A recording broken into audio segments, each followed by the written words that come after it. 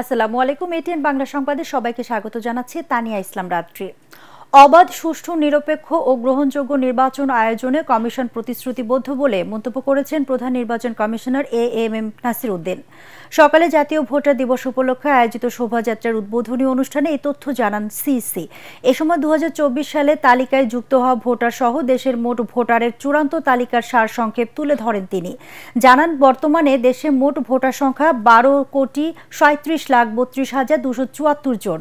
মোট নারী ভোটারের সংখ্যা ৬,৩৭,৬৭,৬৬৫ জন। পুরুষ ভোটার ৬,৩৩,৬১,৬১৫ জন। এছাড়া হিজড়া পরিচয়ে ভোটার আছেন ৯৯৪ জন।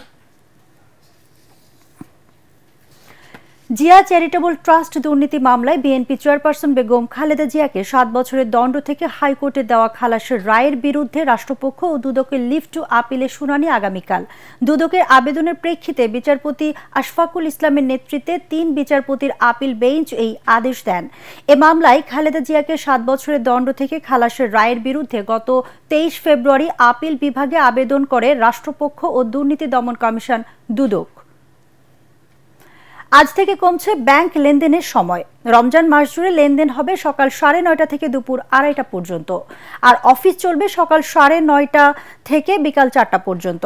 বাংলাদেশ ব্যাংকের নির্দেশনা অনুযায়ী সব তফসিলি ব্যাংক পবিত্র রমজান মাসে সকাল ৯:৩০ থেকে বিকাল ৪টা পর্যন্ত খোলা থাকবে।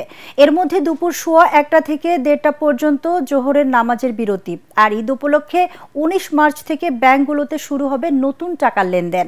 একজন গ্রাহক একসাথে ১৮,০০০ টাকার নতুন টাকা লেনদেন করতে পারবেন।